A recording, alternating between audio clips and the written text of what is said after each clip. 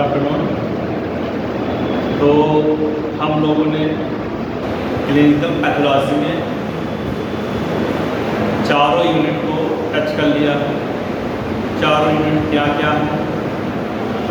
Urine examination, stool examination, semen examination and sputum examination. यानी इन चारों का क्लिनिकल पैथोलॉजी में एग्जामिनेशन या एनालिसिस कैसे किया जाता है। तो हम लोगों ने चारों का एनालिसिस कर लिया, फिजिकली एनालिसिस कर लिया, केमिकली एनालिसिस कर लिया एंड माइक्रोस्कोपिक एनालिसिस कर लिया। ठीक है।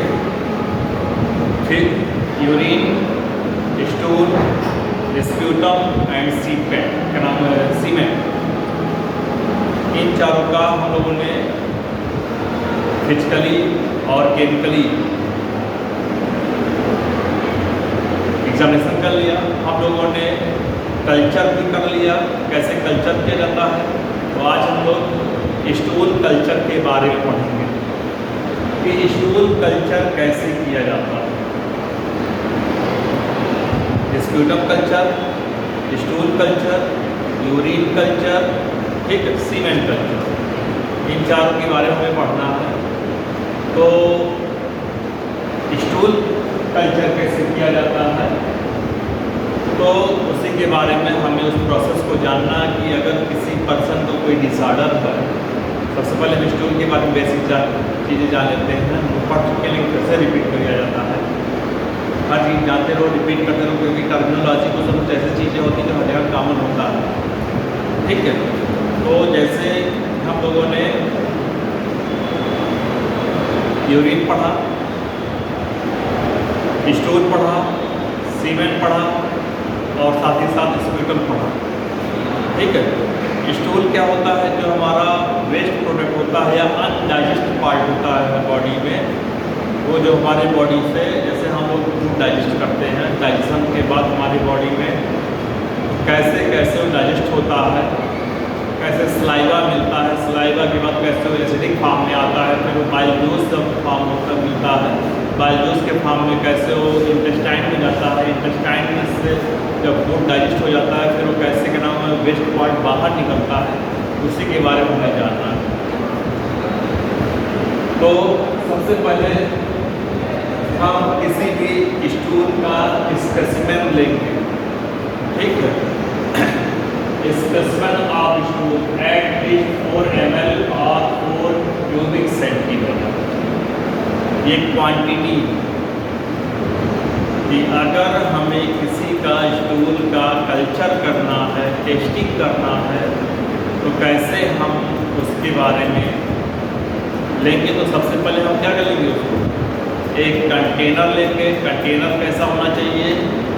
स्टेराइल होना चाहिए, मीन्स नो फॉरेन पार्टिकल, उसमें कोई फॉरेन पार्टिकल नहीं होना चाहिए, ना कोई बैक्टीरिया, ना फंगस, ना कोई वायरस। उसको हम क्या करते हैं, एक बॉइलिंग पॉइंट तक, लिमिट तक होता है, उसको बॉयल कर लेते हैं ताकि जितने भी फॉरेन पार्टिकल हो कुछ समय के लिए इनएक्टिवेट हो जाए, जिससे हम उसको क्या कर सकते हैं, एनालिसिस या कल्चर आसानी से कर सकते हैं।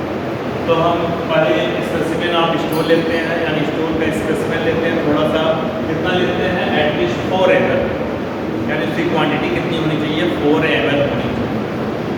ठीक है। इस collect in a clean dry container with tightly fitting lid. ठीक है। हम एक कंटेनर में 4 ml स्पेसिमेन मीन्स स्टूल को रखेंगे और उसको क्या करेंगे, एक लिड से कवर कर देंगे ताकि उसका स्मेल या कोई फॉरेन पार्टिकल उसमें इंटर ना करने पाए। और वो कंटेनर कैसा होना चाहिए? स्टेराइल होना चाहिए। ठीक है। स्टेराइल होगा तो आसानी से हम उसकी टेस्टिंग करेंगे, कोई भी रिपोर्ट में कोई कमियां नहीं आएगी। Do not let sample stand for a long period of time so as not to die acentric parasitic and inspection usually within an hour of taking the sample. Simple सा है, कोई भी टेस्टिंग होती है। हमने यूरिन टेस्टिंग भी देखा, semen testing भी देखा और स्प्यूटम टेस्टिंग भी देखा। स्टूल टेस्टिंग के बारे में तो हम लोग चर्चा कर चुके हैं कि हम लोग अगर कोई भी बॉडी का पार्ट या बॉडी का क्या नाम है सैंपल या स्पेसिमेन अगर टेस्टिंग के लिए भेजते हैं तो लेबोरेटरी में मिनिमम 30 to 60 मिनट 30 से 60 मिनट के अंदर टेस्टिंग के लिए लैब में पहुंच जाना चाहिए। नहीं तो उसके मॉलिक्यूल्स जो होते हैं और जो उसके पार्टिकल्स होते हैं कुछ ऐसे होते हैं जो क्या हो जाते हैं, डिजनरेट होने का शुरू हो जाते हैं, वेस्ट होना शुरू हो जाता है। इसीलिए अगर हम स्पेसिमेन को या सैंपल को क्वांटिटी कितना होना चाहिए 4 ml, तो अगर लेबोरेटरी में टेस्टिंग के लिए सैंपलिंग के लिए भेजते हैं तो उसको भेजने की मिनिमम टाइम जो होना चाहिए 30 to 60 मिनट 30 से 60 मिनट के अंदर अगर वो लेबोरेटरी में टेस्टिंग से स्टार्ट हो जाता है तो उसका एग्जैक्ट रिजल्ट आता है। नहीं तो रिजल्ट जो आएगा कुछ ना कुछ डिफरेंट टाइप का आएगा, बहुत डिफरेंट आ सकता हो सकता है कुछ उसमें फॉरेन पार्टिकल आ जाए। अगर बॉडी में कोई वायरल में डिजीज़ या बैक्टीरियल डिजीज़ या फंगल डिजीज़ ना हो तो भी वो एयर से मिक्स होकर अंदर बॉडी में आ उसमें सैंपल में आ गया तो रिजल्ट हमेशा उसके लिए पॉजिटिव दिखेगा। ठीक है, रिजल्ट पॉजिटिव से हम लोग स्प्यूटम टेस्ट करते हैं। स्प्यूटम तो भाई हमने निकालने के बाद जैसे ही कंटेनर में रखा अगर कंटेनर खोल दिया तो फॉरेन पार्टिकल उसमें एंटर करना शुरू कर देगा और जितने भी रिजल्ट रहेंगे उसका जो निगेटिव आने वाला वो भी पॉजिटिव आ जाएगा। तो सेम इसका भी सेम कैरेक्टर है। Early morning is the best sample because the stool here all night and the chance of the emergence of complex parasitic and eggs are the largest. ठीक,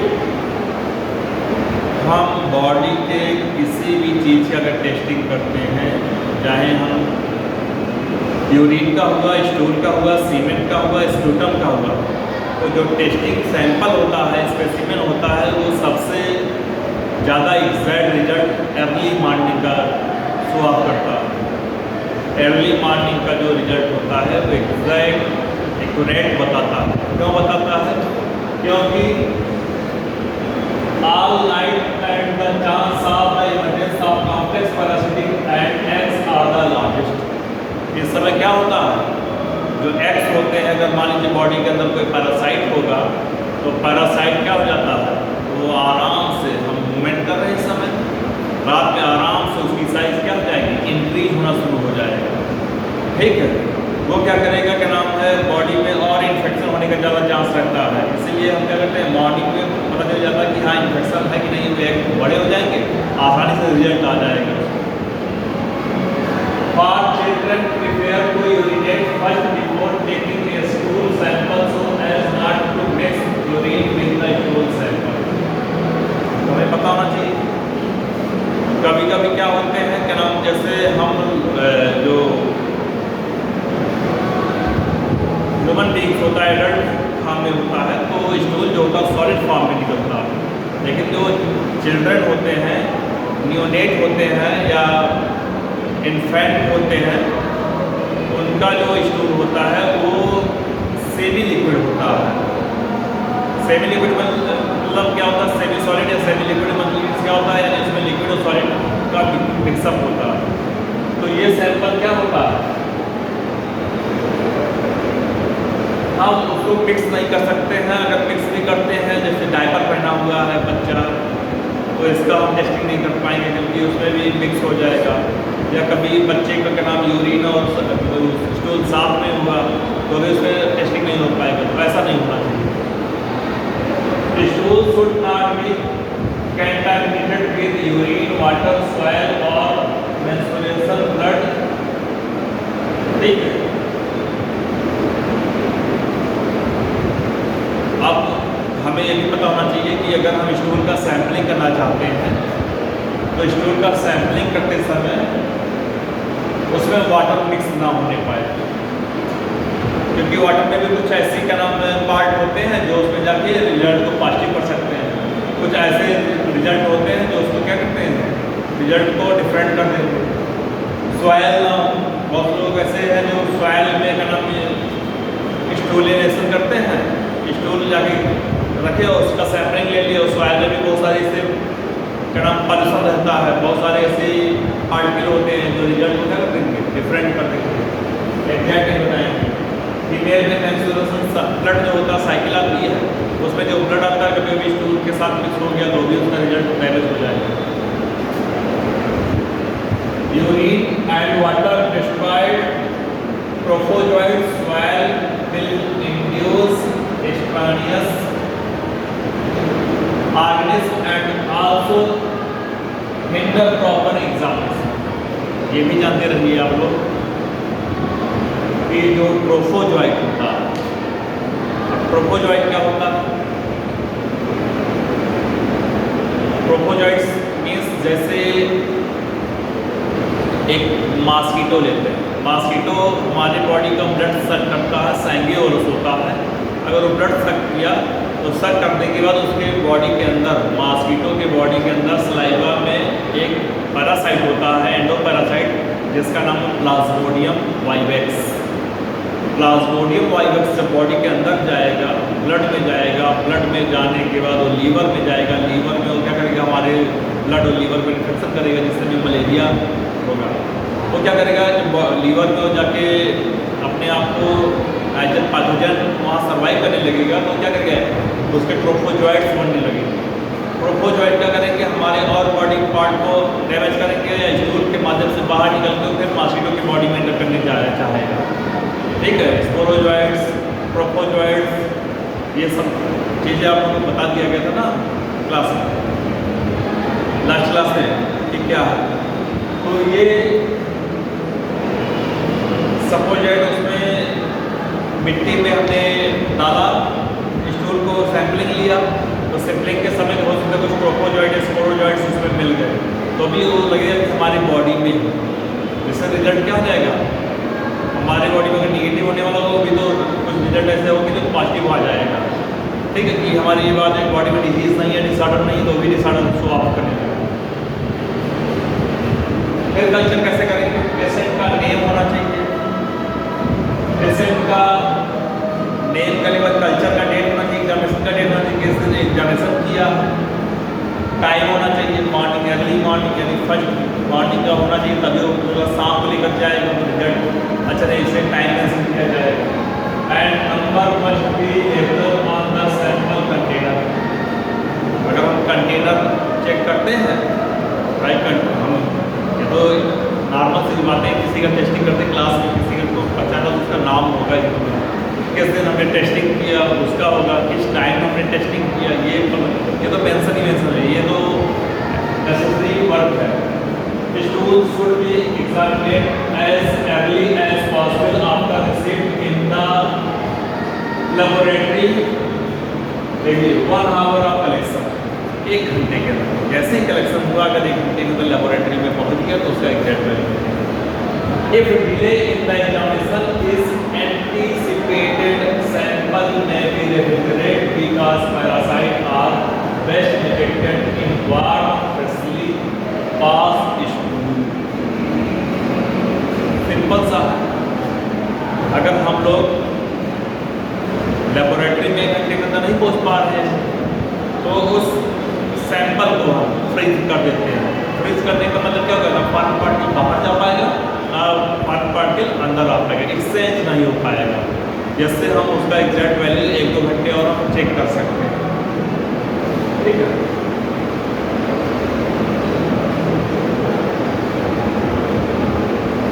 patient must not use vegetative peer collection stool sample. Patient must refrain from taking certain medicine before the test, such as pH medication, diarrhea medication, antiparasitic drugs, antibiotics.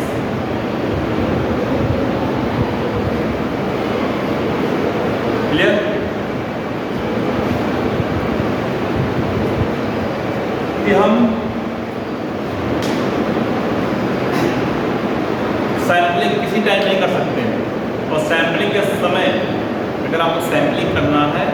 तो हम कोई भी medicine का use नहीं करना है। हमें मेडिसिन का यूज नहीं करना है। कोई भी मेडिसिन, चाहे वो पीएच वैल्यू को देखना हो, डायरिया हो, या एंटी पैरासाइट हो, या एंटीबायोटिक हो, कोई भी मेडिसिन हमें नहीं यूज करना है। अगर हमने सैंपलिंग लिया है, ठीक है, सैंपलिंग के समय the patient must wash his hand thoroughly after taking the sample and the sample water or soap plus garnish। Simple से नॉर्मल चीज़ है कि हमने सैंपलिंग लिया, सैंपलिंग लेने के बाद उसको कंटेनर को हमने पैक कर दिया, पैक करने के बाद उसको अलग रख दिया, उसको हैंड वॉश कर लिया। मान लीजिए कोई भी बॉडी में कोई पार्ट हो वो हमारे को हैंड से, और बॉडी में कहीं इनहेल ना होने पाए, या बॉडी में कहीं का ना हो और ट्रांसमिट ना होने पाए, इससे होगा। ठीक है, अब इसका प्रोसीजर जानते हैं। प्रोसीजर क्या है इसका? Stool is culture by taking a sample by loop and culture on different types of culture media according to the types of bacteria और diagnosis of case investigated as follows. ठीक है, अब हम इसको कल्चर कैसे करेंगे, कैसे हम टेस्टिंग करेंगे? तो सबसे पहले स्टूल का सैंपलिंग लिया हमने, प्रोसेस जाना, स्टूल की सैंपलिंग कैसे किया गया, कैसे उसका हमने अच्छे तरीके से उसका केयर किया कि कैसे उसकी सैंपलिंग लिया जाता है, कैसे उसको सेफ पॉइंट में एकदम रखा जाता है, कोई फॉरेन पार्टिकल आउट ना होने पाए, कितने टाइम पे लेबोरेटरी में जाना चाहिए, लेबोरेटरी जाने के बाद टेस्टिंग कितनी देर में स्टार्ट हो जाना चाहिए, अगर लेबोरेटरी जाने में लेट हो रहा है तो हमें क्या करना चाहिए। ठीक है, ये सब। तो अब आते हैं हम प्रोसीजर, कैसे प्रोसीजर किया जाता है। It is culture on thiosulphate citrate bile salt sucrose agar media. नाम जान लीजिएगा, इसमें बहुत इंपॉर्टेंट है। सबसे पहले हम उस सैंपल में, ठीक है, ये केमिकल डालते हैं। अगर ये केमिकल डालने से, ठीक है, उसका कलर या उसकी क्वांटिटी में कोई चेंजिंग आती है तो मीन्स क्या होगा, हमें काला इन्फेक्शन हो जाएगा। हम जान जाएंगे कि स्टूल में टेस्टिंग के बाद क्या होगा कि उस पेशेंट को कालरा होगा। कौन सा केमिकल डालेंगे? Thiosulphate citrate bile salt sucrose agar media. बहुत इंपॉर्टेंट है ये, ठीक है। Thiosulphate citrate bile salt sucrose agar media.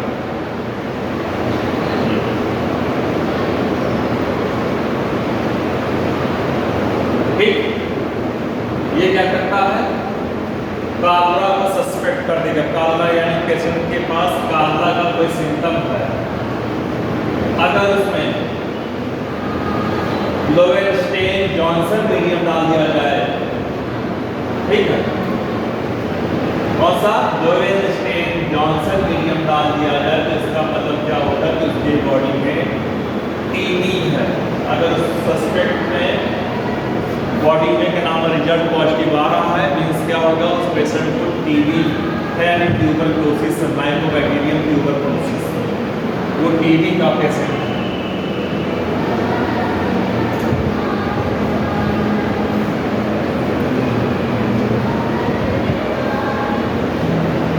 ठीक, कभी कभी हमारे बॉडी में एक बीमारी आ जाती है ब्लड हीमोलाइटिक।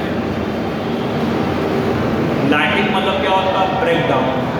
हीमो मीन्स क्या होता है? Haemoglobin, blood. ठीक है, क्या होता है कि कभी कभी हम स्टूल से चेक कर लेते हैं कि हमारे ब्लड ब्रेक डाउन होने लगा, ठीक है, हीमोग्लोबिन ब्रेक डाउन होने लगा। तो स्टूल पे क्या टेस्ट करेंगे? स्टेफिलोकोकस ऑरियंस, ठीक है, ये हम डिटेक्ट करेंगे। ये डिटेक्ट कैसे होगा? जब ब्लड अगार मीडियम डालेंगे उसमें, सैंपल में अगर ब्लड अगार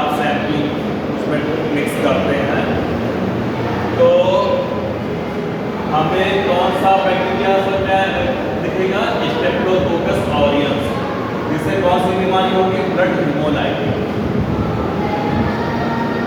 ठीक, अगला है मैकॉकी एजेंट मीडियम। मैकॉकी एजेंट मीडियम, अगर इसको डालते हैं तो क्या करेगा कि बैक्टीरिया लैक्टोज से फर्मेंटेशन करेगा। ठीक है, उसका कलर पिंक कलर कॉलोनी के रूप में आएगा, यानी इकोलाई, एल्लेसिलेला, एंटेरोबैक्टर, ये सारे बैक्टीरिया हो सकते हैं। ठीक है, ये सारे बैक्टीरिया हो सकते हैं, लेकिन ये but if it not lactose fermentation, it is either proteus which are identified by diffusion phenomena as Pseudomonas which is identified by, ठीक है, Pythonic test and to distinct between Shigella and Salmonella।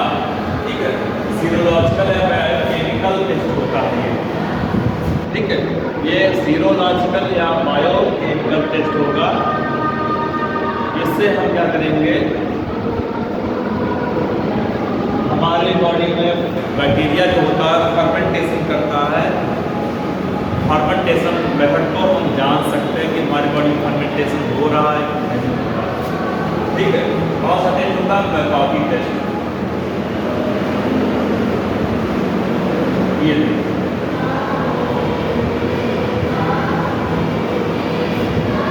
Stool में अगर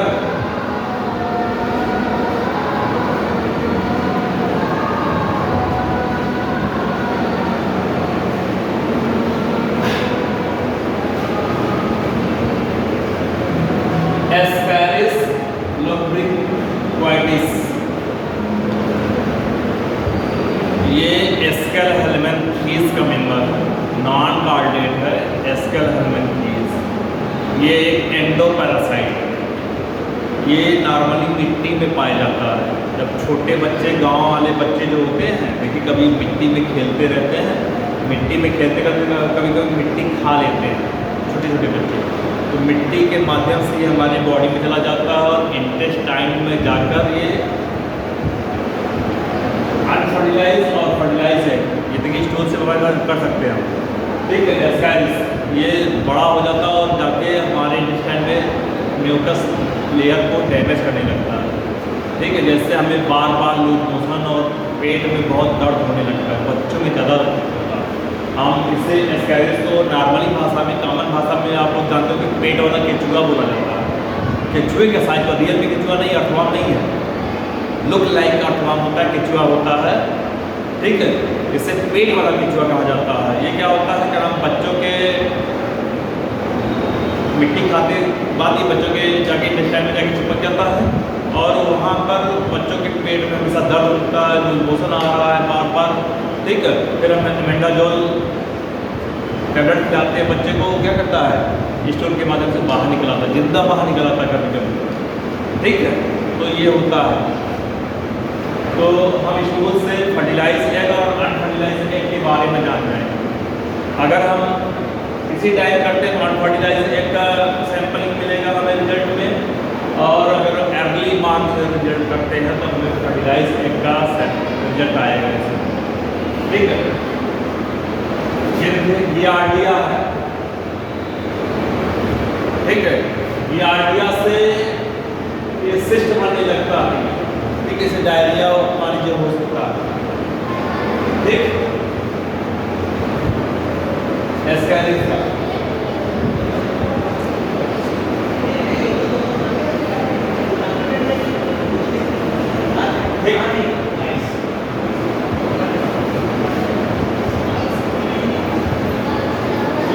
अब देखो एंटेरोबियस, इसका एक हुकवार्म। ठीक है, हुकवार्म, प्रोफोजाइट एंटामीबा हिस्टोरिका। ठीक है, जिससे पेजिस बढ़ता है, वॉइसेस होता है। ठीक है, एंटामीबा हिस्टोरिका यूनिन्यूक्लिएटेड है, बाइन्यूक्लिएटेड है, ट्राइन्यूक्लिएटेड है और क्वाड्रिन्यूक्लिएटेड है स्ट्रक्चर है। ठीक है, एंटरव्यूआ कीजिए, दिया था, ठीक। और ट्राइकोन स्टेनिंग करने के बाद ट्रोपोजॉइट का इस तरह का रिजल्ट आएगा। तो इस तरह का हम लोग कल्चर करते हैं, ये रिजल्ट आएगा। अगर इस तरह का कल्चर आता है, ठीक है, इस तरह का कल्चर रिजल्ट आता है तो हम स्टूल का एग्जामिनेशन आसानी से कर सकते हैं, स्टूल का एग्जामिनेशन, ठीक। बस आज क्लास इतना ही, और नेक्स्ट क्लास में हम लोग सीमेन का कल्चर, स्क्यूलम का कल्चर और सारी चीज़ें पढ़ते हैं। Okay, thank you.